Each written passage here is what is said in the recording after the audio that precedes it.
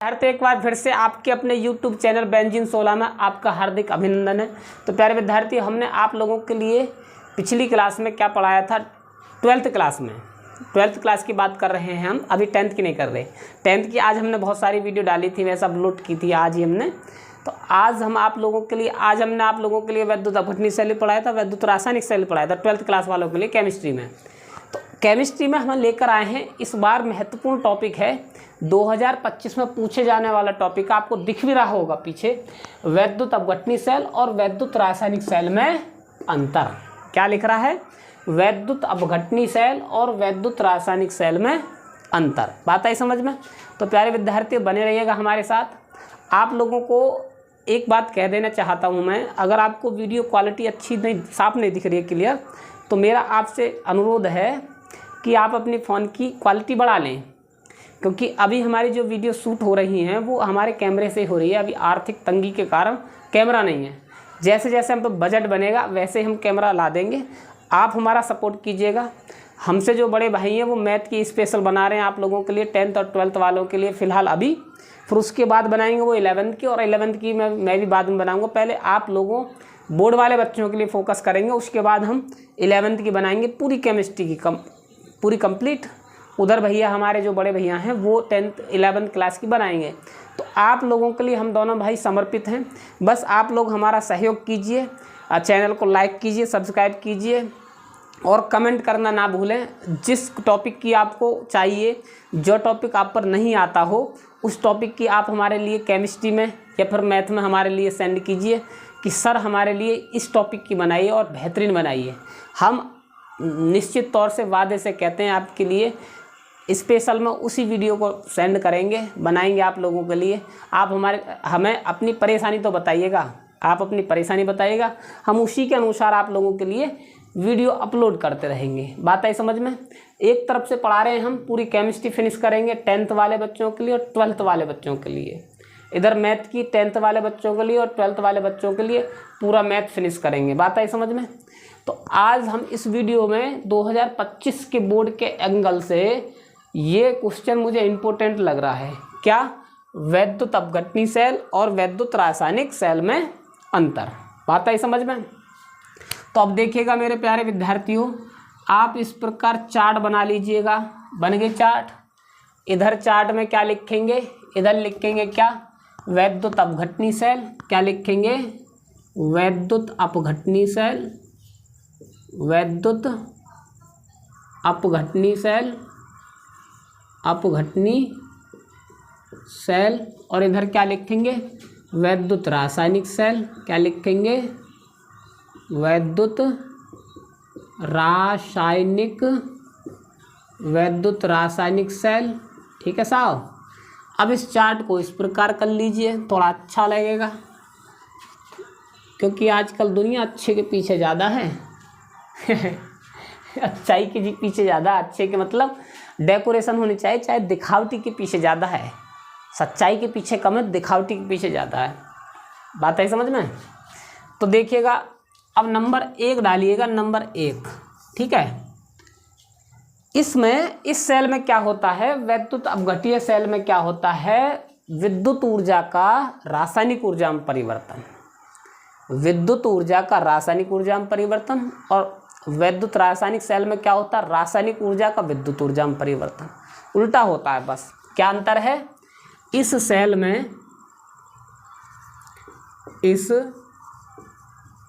Cell में विद्युत ऊर्जा का,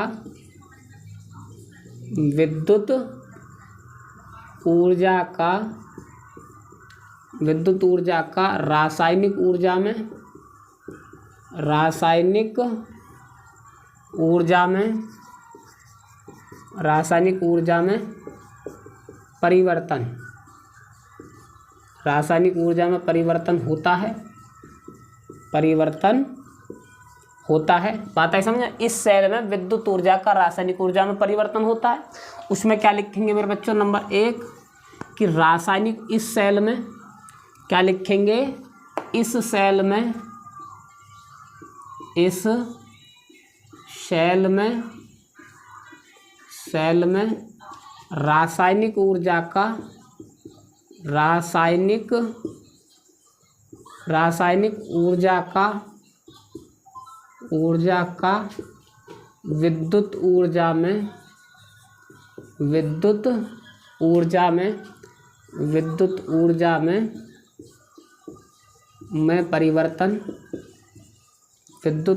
में परिवर्तन होता है। बात आई समझ में? होता है। बात समझे नहीं समझे? नोट कीजिएगा भाई, नोट कीजिएगा। विद्युत ऊर्जा में परिवर्तन होता है रासायनिक ऊर्जा का। किसमें? विद्युत रासायनिक सेल में। रासायनिक ऊर्जा का विद्युत ऊर्जा में, पहला अंतर। इसमें देखिएगा, दूसरा अंतर देखिएगा, नंबर 2 डालिएगा। इसमें एनोड ध्रुव, इसमें क्या लिखेंगे? इसमें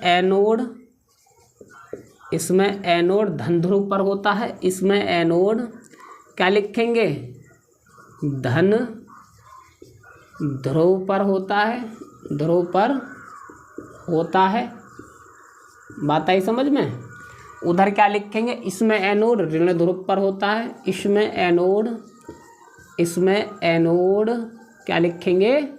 इसमें एनोड ऋण ध्रुव पर होता है। ऋण ध्रुव पर होता है। बात आई समझ में? इसमें एनोड ऋण ध्रुव पर होता है, इसमें एनोड धन ध्रुव पर होता है। बात आई समझ में मेरे बच्चों? नंबर 3 लिखिएगा। इसमें कैथोड क्या लिखेंगे? इसमें कैथोड ऋण ध्रुव पर होता है। ऋण ध्रुव पर होता है। बात आई समझ में? इसमें लिखिएगा। इसमें क्या लिखेंगे? इसमें कैथोड धन ध्रुव पर होता है। क्या लिखेंगे? धन ध्रुव पर होता है। बात समझे या नहीं समझे? बात समझे? इसमें एनोड क्या लिखेंगे? इसमें एनोड धन ध्रुव पर होता है, इसमें एनोड ऋण ध्रुव पर होता है।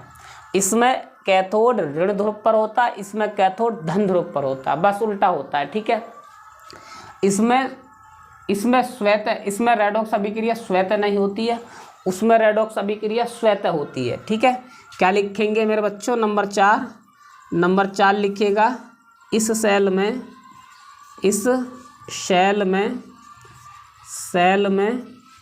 रेडॉक्स अभिक्रिया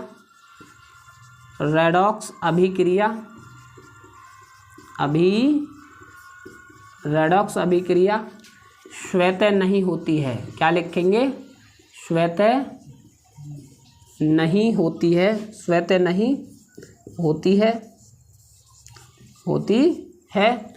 इसमें लिखिएगा, इसमें रेडॉक्स अभिक्रिया क्या लिखेंगे मेरे बच्चों? इसमें रेडॉक्स अभिक्रिया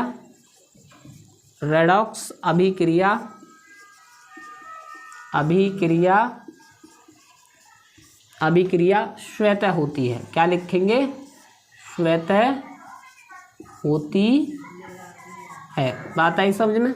इसमें रेडॉक्स अभिक्रिया श्वेत होती है और इसमें, इस सेल में रेडॉक्स अभिक्रिया श्वेत नहीं होती है। बात आई समझ में? बात समझे नहीं समझे?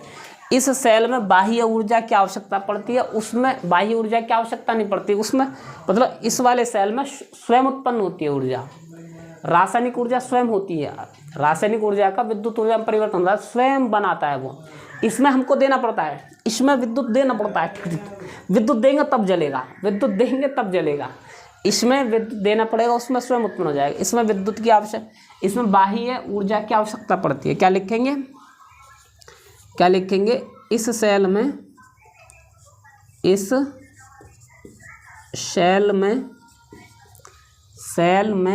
बाह्य ऊर्जा की आवश्यकता पड़ती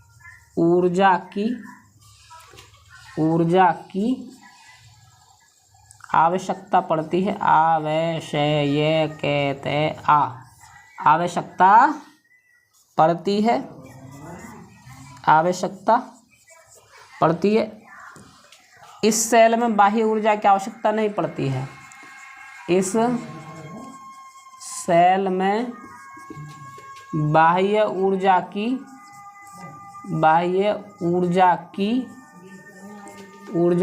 आवश्यकता आवश्यकता नहीं पड़ती है।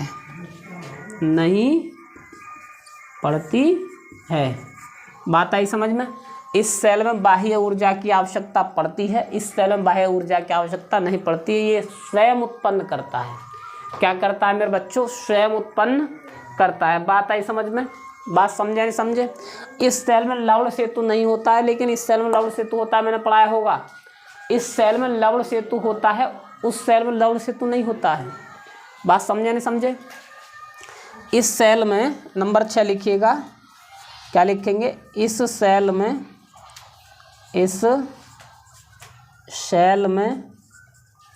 लवण सेतु होता है।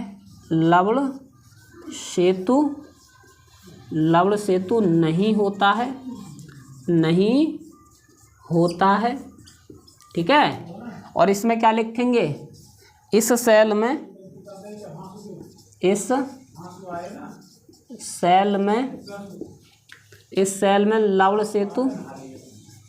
लवण सेतु होता है। और लवण सेतु के हमने कार्य बताए थे मेरे बच्चों आप लोगों के लिए। लवण सेतु क्या कार्य होते हैं? एक तो पूर्ण परिपथ में विद्युत धारा का प्रवाह करना और विद्युत उदासीनता बनाए रखना। क्या होता है? विद्युत धारा का प्रवाह करना और विद्युत उदासीनता बनाए रखना। बात है समझ में? अब देखिएगा, इस परिपथ में केवल एक ही पात्र होता था। इसमें मैंने 2 पात्र बनाएंगे। एक बनाया था मैंने किसका? कॉपर सल्फेट का। एक बनाया था मैंने जिंक सल्फेट का। ऐसा ही है ना? इसमें 2 पात्र होते हैं। किसमें? वैद्युत रासायनिक सेल में।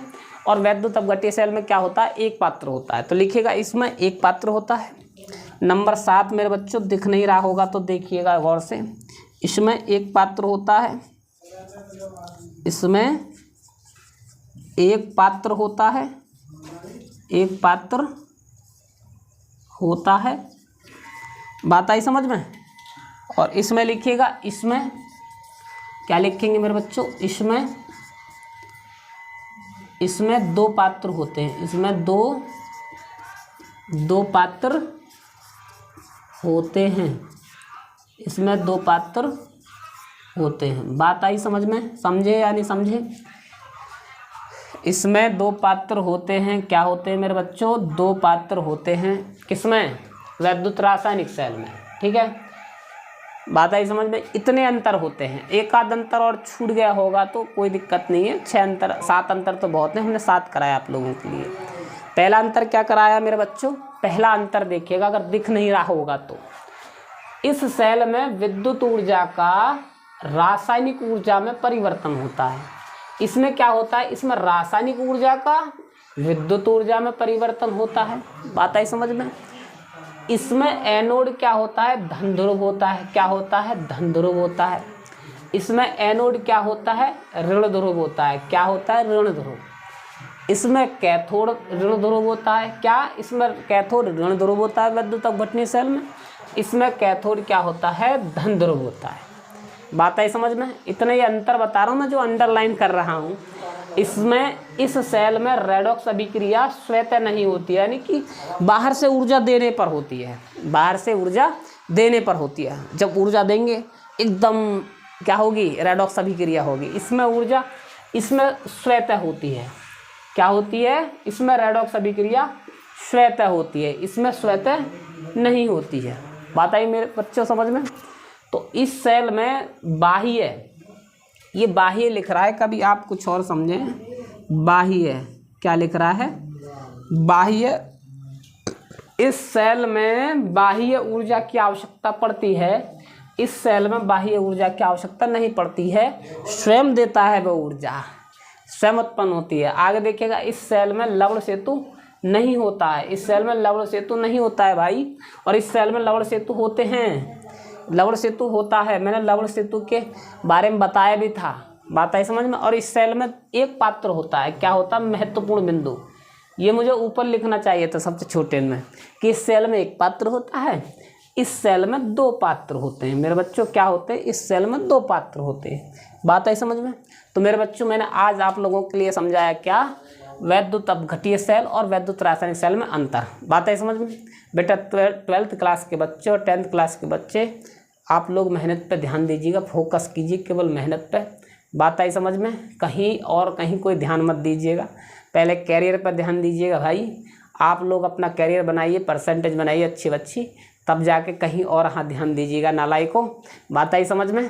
तो प्यारे विद्यार्थियों बने रहिएगा हमारे साथ, हमारे YouTube चैनल को बेंजीन 16 को ऊंचाइयों तक ले जाइएगा, ताकि यहाँ पर डिजिटल बोर्ड आ जाए, आपको सुविधा मिल जाए, आपको बेहतर और आपकी आने वाली पीढ़ी यानी कि बच्चे या फिर आपके भाई बहनों को अच्छी कंटेंट मिले। आप लोग हमारे लिए कमेंट कीजिए कि सर जी हमारे लिए मतलब इस टॉपिक पर वीडियो बनाइएगा, हम उसी टॉपिक पर वीडियो डालेंगे। मेरे बच्चों आज के लिए इतना ही काफ़ी है, मिलते हैं अगली वीडियो में, तब तक के लिए जय हिंद।